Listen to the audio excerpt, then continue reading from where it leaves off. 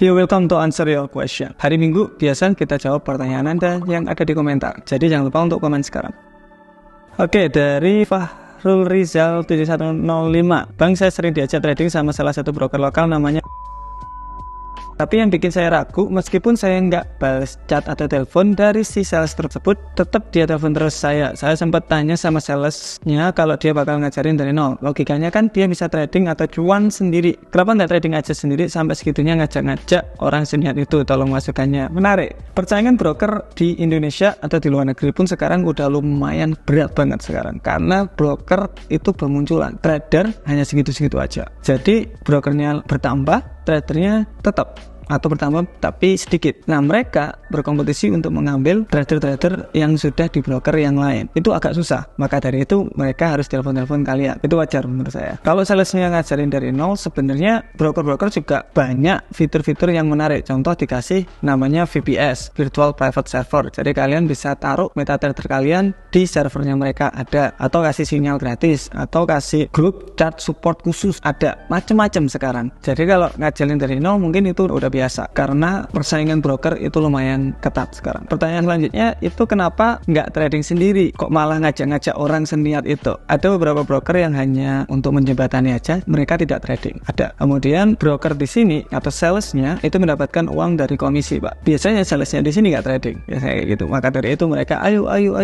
Ketika dapat orang, mereka dapat komisi. Orang itu trading pakai satu lot, si salesnya dapat beberapa komisi setiap kali dia trading. Maka dari itu kenapa sales di forex itu ngejer banget, karena trader untung, trader gagal, dia masih tetap dapat komisi. Makanya kalau jadi trader itu yang cerdas. Yang pertama, biasanya kalau broker gini nawarin yang macam-macam, atau lotnya digedein, Pak, lotnya digedein. Jangan, karena itu ketika lot digedein mereka dapat komisi lebih besar. Kalian sesuai dengan trading plan kalian aja, santai aja kalau trading. Semoga membantu. Dari Bus 3, Bang, kalau nambah RSI di TradingView kok enggak bisa ya? RSI di sini itu indikator favorit saya karena menunjukkan harga ini loh udah terlalu murah ini. Kemungkinan banyak orang berpikiran yang sama, ayo beli. Jadi kayak gitu. Caranya sebenarnya simpel. Ketika masuk di TradingView, kalian bisa klik indikator. Ketika kalian menggunakan MetaTrader juga sama, indikator, kemudian cari Relative Strength Index namanya, disingkat RSI. Kalian diklik aja, pakai RSI length yang 14. Nah, itu baru bakalan keluar di sana. Cara bacanya sebenarnya simple kok. Pertama, ada area pink di sini atau area 30 dan 70 biasanya. Ketika harga itu lebih dari 70 berarti harga itu udah kemahalan nih, kira-kira. Kayak gitu intinya. Ketika di bawah harga 30, di bawah sini harga tersebut sudah kemurahan, murah banget. Waktunya beli ini. Nah, maka dari itu harga itu langsung naik. Ketika kemahalan, harga itu langsung turun. RSI di sini bagus banget di higher time frame. Jadi kalau di time frame kecil kayak M15, kemudian M30 itu kurang begitu bagus. Bagusnya di 4 daily itu keren banget. Kalian bisa coba. Dari Satisfaction 2163, Mas Tama per AUD CHF tiap subuh kok spreadnya tinggi banget ya? Jadi hampir ngejar stop loss. Ketika broker itu baru buka, broker tutup itu hanya 1 jam, biasanya jam 4 sampai jam 5-an, tiap broker berbeda-beda. Setelah broker itu tutup kemudian dia buka, itu spread melebar. Itu sudah biasa, spreadnya tuh kenceng banget. Setelah itu katakanlah jam 7 itu market sudah mulai normal. Jadi kalau mau trading itu jangan pas jam 5 atau jam 6, tradinglah jam 6.30 atau jam 7 pas, karena di situ spread sudah mulai normal,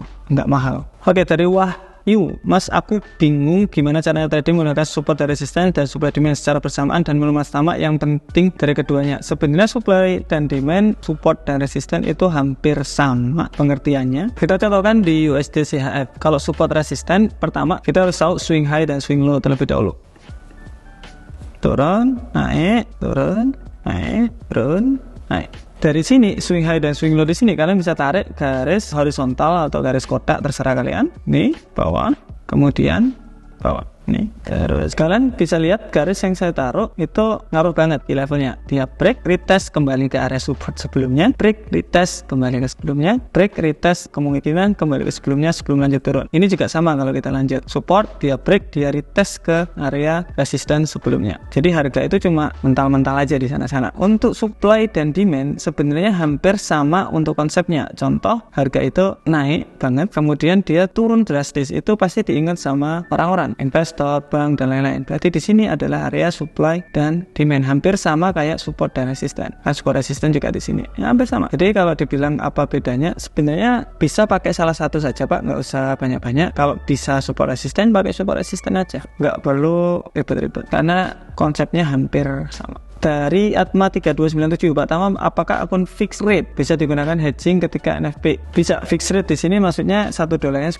Hedging bisa apa enggak? Yang nggak tahu hedging itu kayak gini. Contoh, market sedang konsolidasi. Dari konsolidasi di sini itu biasanya ketika ada berita yang kenceng, contoh non-farm payroll, itu setiap Jumat jam 7.30 awal bulan, itu langsung pergerakannya signifikan naik atau signifikan turun. Maka dari itu biasanya orang-orang itu langsung buy, langsung sell. Langsung buy, langsung sell dengan lot yang sama, jadi harganya itu 0, tetap dia nggak bergerak. Ketika harga naik, NFP langsung cut posisi, yang sell, yang buy dibiarin. Kalau saran saya itu mending daripada kayak gitu, mending pakai namanya buy stop di sini dan sell stop di bawah.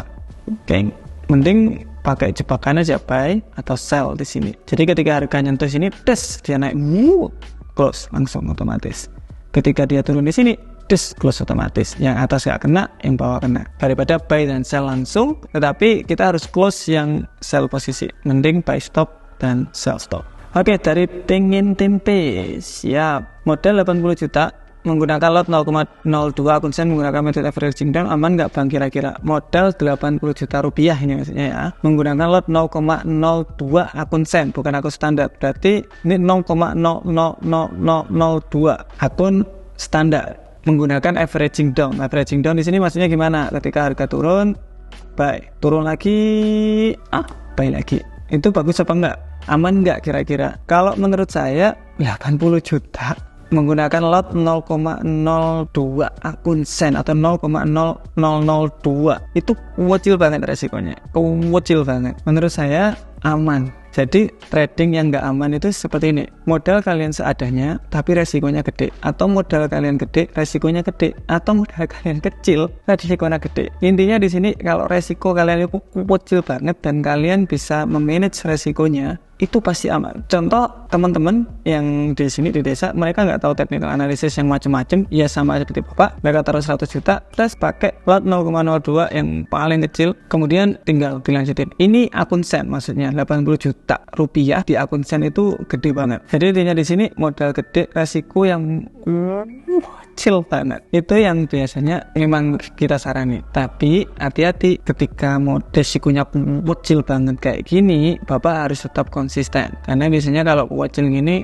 saya profitnya kurang, nambah resiko. Itu yang saya nggak suka. Oke, terakhir dari Siahan 9581, tapi dia sering jadi drop base rally Bang, turun base naik, padahal trennya udah beneran gitu. Gimana menurut Abang? Ada konsep di luar sana namanya rally base rally. Sebenarnya ya maksudnya gimana? Naik, flat, naik. Ini dinamakan rally, itu kan naik. Rally, base, membuat base, atau dia sedang konsolidasi, rally, naik. Kalau turun juga sama, turun, base, drop. Jadi drop, base, drop. DBD, RPR. Itu macam-macam. Kalau kita bilangnya cuma naik, flat, naik. Gitu aja. Tapi terkadang itu market naik, konsolidasi, turun.